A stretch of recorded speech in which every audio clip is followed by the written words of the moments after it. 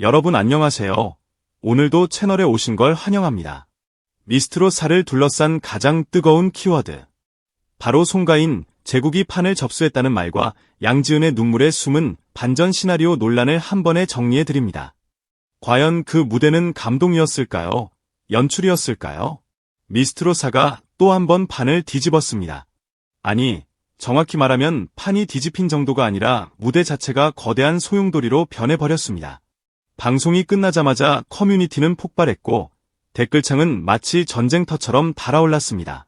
송가인 제국이 미스트롯4를 접수했다 라는 말이 왜 이렇게 빠르게 퍼졌을까요? 누군가는 그 문장을 과장된 찬사라고 했고 또 누군가는 소름 돋는 경고라고 했습니다. 그리고 그 모든 말의 한가운데 이상하리만큼 오래 남는 장면 하나가 있었습니다. 양지은의 눈물입니다. 그 눈물은 단순한 감정의 분출이었을까요? 아니면 카메라가 만든 서사였을까요? 여기서 조심해야 합니다.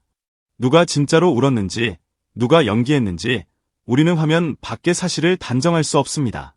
하지만 방송이라는 세계관을 그렇듯 진실은 때로 사실보다 느낌으로 먼저 유통됩니다. 시청자들이 본 것은 눈물 자체가 아니라 눈물 위에 얹힌 이야기였습니다. 그리고 그 이야기가 어느 순간부터 한 문장으로 요약되기 시작했습니다. 송가인의 제국이 미스트롯4를 접수했다. 제국이라는 단어는 우연히 붙지 않습니다. 한 명의 스타가 만들어낸 영향력, 그 이름만으로 분위기가 바뀌는 압도적 존재감, 그리고 그 주변에 자연스럽게 형성되는 질서. 송가인이 미스트롯이라는 브랜드에서 갖는 상징성은 그 자체로 하나의 거대한 깃발입니다. 깃발이 꽂히면 사람들은 모입니다. 박수도 모이고, 기대도 모이고, 편견도 모입니다. 어떤 참가자는 그 깃발 아래에서 더 빛나고 어떤 참가자는 그 그림자 때문에 더 작아 보입니다. 이게 바로 스타가 있는 경연의 잔혹한 매력입니다. 실력만으로는 설명되지 않는 공기의 흐름이 생기니까요. 미스트롯4의 무대는 노래 경연이면서 동시에 감정의 콜로세움입니다. 한 곡을 부르는 3분 동안 목소리만 평가받는 게 아닙니다.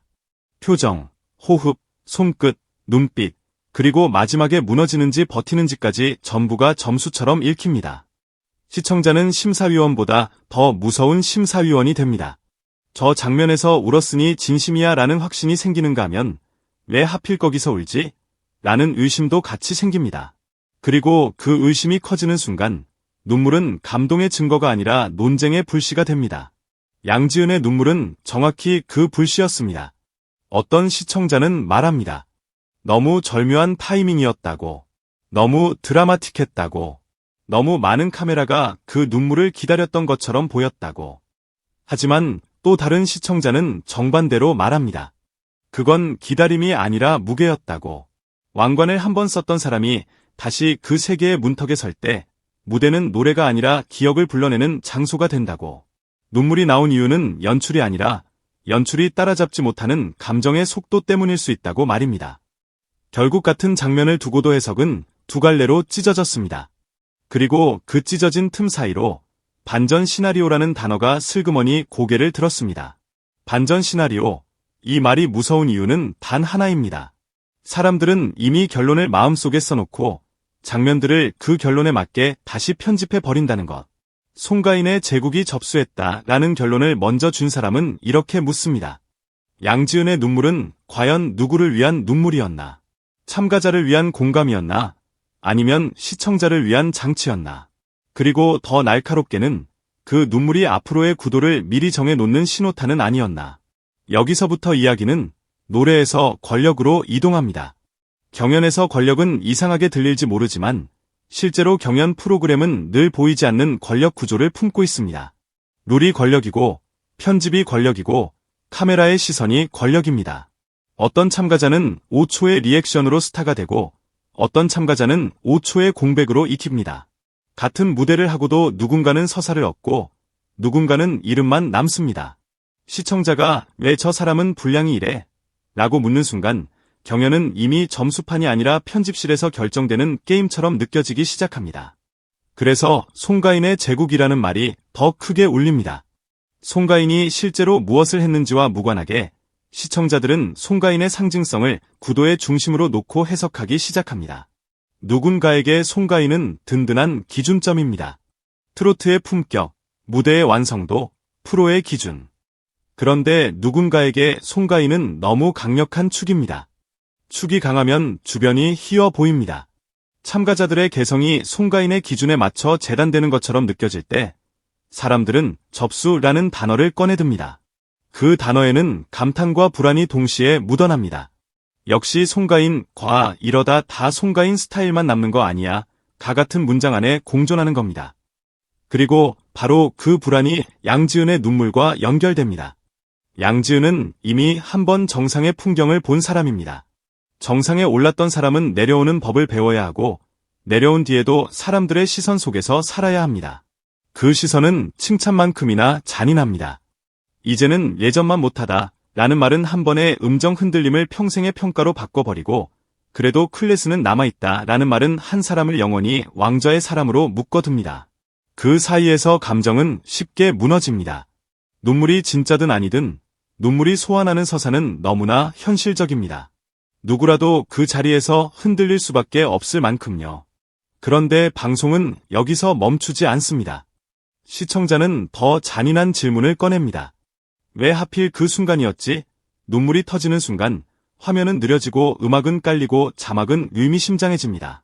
이 장치들은 감동을 증폭시키기도 하지만 동시에 의심도 증폭시킵니다. 감동을 만들기 위해 감정을 배치하는 것처럼 보일 수 있기 때문입니다. 물론 이것은 프로그램의 문법입니다. 방송은 원래 그렇게 감정을 설계합니다.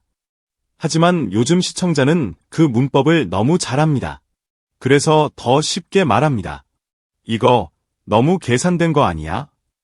그 박탈감이 커지면 사람들은 원인을 찾습니다. 그리고 원인을 찾는 가장 빠른 길은 강한 이름을 중심에 놓는 것입니다. 그때 송가인의 이름이 소환됩니다. 누군가는 송가인을 방패로 세웁니다. 송가인 같은 기준이 있으니 경연이 산다. 누군가는 송가인을 표적으로 삼습니다. 송가인 그림자 아래서 룰이 더 잔인해졌다. 현실은 그 중간 어디쯤일 가능성이 큽니다. 하지만 시청자의 감정은 중간을 싫어합니다. 감정은 결론을 원합니다. 그래서 제국이라는 단어가 더 자극적으로 달라붙습니다. 이제 문제는 하나입니다. 미스트롯4가 보여준 감동이 진짜냐 가짜냐가 아닙니다. 더 근본적인 질문은 따로 있습니다. 우리는 왜 진짜냐 가짜냐라는 프레임으로만 이 무대를 보게 되었나? 그만큼 시청자들이 예민해졌다는 뜻이고 그만큼 경연의 신뢰가 쉽게 흔들린다는 뜻입니다. 감정이 과잉 생산되는 시대에는 감정이 곧바로 의심으로 환전됩니다. 눈물은 감동의 통화이자 동시에 논쟁의 화폐가 됩니다. 양지은의 눈물은 그 환전소에서 가장 큰 거래가 일어난 장면이었습니다. 송가인의 이름이 울리면 제국이라는 단어는 더 커질 겁니다. 양지은의 눈물이 다시 보이면 반전 시나리오는 또 다시 소환될 겁니다. 톱 5라는 숫자가 가까워질수록 누군가는 꿈을 붙잡고 누군가는 꿈을 놓칠 겁니다. 그때 우리가 해야 할 일은 단 하나일지도 모릅니다. 확신보다 질문을 먼저 갖는 것. 누군가의 감정을 함부로 재판하지 않는 것. 그리고 무엇보다 노래가 시작되는 순간만큼은 최소한 그 목소리에 집중해 주는 것. 하지만 솔직히 말해봅시다. 이건 미스트롯입니다. 감정은 늘 폭발하고 이야기는 늘 과장되고 시청자는 늘 결말을 원합니다. 그래서 이 질문은 계속 남을 겁니다. 송가인 제국이 미스트롯4를 접수했는가? 양지은의 눈물의 숨은 반전은 무엇인가? 그리고 그 반전은 정말 방송이 만든 것인가? 아니면 우리가 만든 것인가? 진짜 무서운 반전은 어쩌면 그 마지막 질문에서 시작될지도 모릅니다.